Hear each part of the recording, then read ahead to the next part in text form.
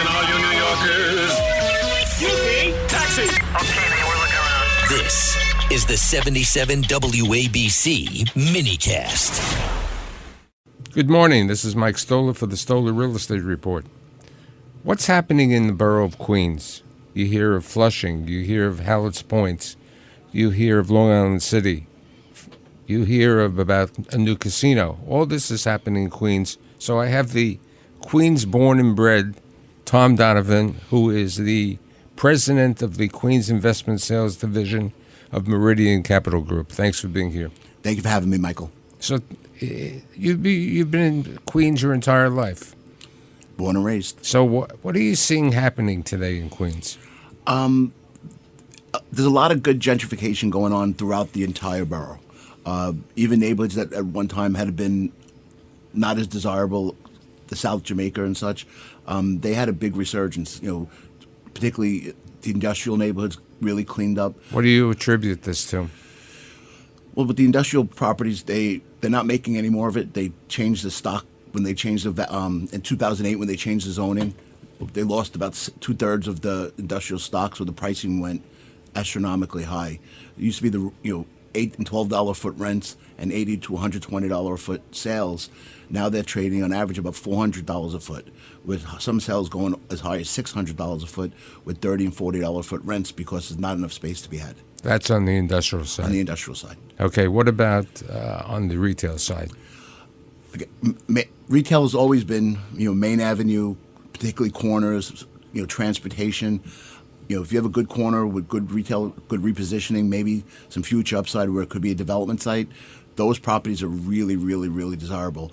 I did a little study for this, and retail redevelopments and industrial properties had the highest price per square foot and the most number of sales and dollar value in 2025.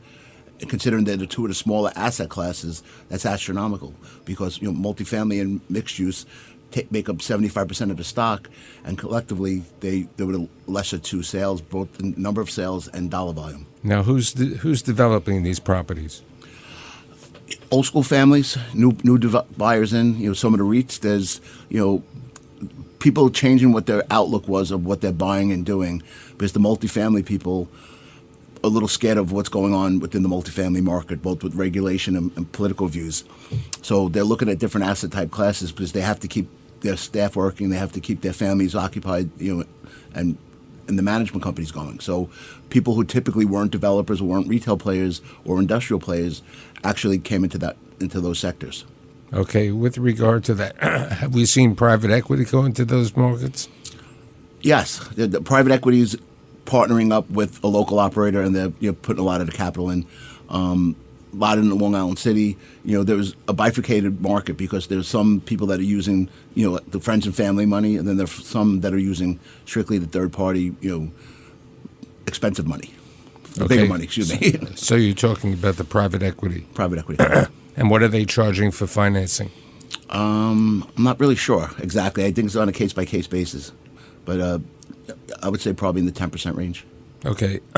With regard to players, are there new players from around the world?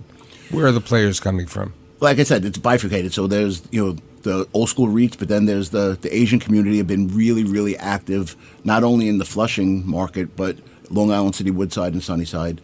All in Regal Park and Forest Hills, the Baharian community, they've been super active. I think they've built about 4 million square feet. Fantastic projects all up and down Queens Boulevard. Then there's, our friends from Great Neck, the Persians, have been really active as well. So there's no specific buyer type for a specific market. Okay. With regard to neighborhoods, where are the opportunities in Queens today? I think people are looking right now that they are saying that Corona's an opportunistic buy. It's in between Elmhurst, Astoria, and Flushing, along the 7 train, which has really gotten better. And with the casino coming, I think that's people saying that's going to be a denser market that's still relatively underserved. As I mentioned earlier, the South Jamaica market has really gotten far better all along the avenues. There's credit-worthy tenants coming in, better retail plays coming in. The industrial plays near Kennedy Airport have really helped it as well. What about the casino? What's your thoughts of the effect now of Cone getting the opportunity at Citi Field? Well, I think once it opens, I remember someone saying when Amazon was coming to Long Island City, for every person that comes, 7 people get touched. So if that's going to bring an exponential number of people per day, it's going to help with stores, restaurants, bars, nightclubs. People coming here not just to spend money at the casino, but services that go around it. Okay, with regard to opportunities in Sunnyside, because with regard to the possible link over there, into the city so close by, and they could possibly build 12,000 units. I mean, I'm very, very bullish on Woodside and Sunnyside. I think it's less than 10 minutes to Midtown Manhattan. It's near every major highway. You can get to the airport, to LaGuardia Airport, in about 10 or 15 minutes without traffic. I think it's gotten a lot of publicity as being one of the cleaner, nicer neighborhoods. So I'm very, very bullish on those neighborhoods. What about Hallett's Point? Again, I think it's been hyped up. I don't know if it's ever fully reached where it's supposed to, but again, very, very bullish on it. What about industrial and other development sites in Queens? Again, the reason industrial is selling for so high is that we're not really making any more of it.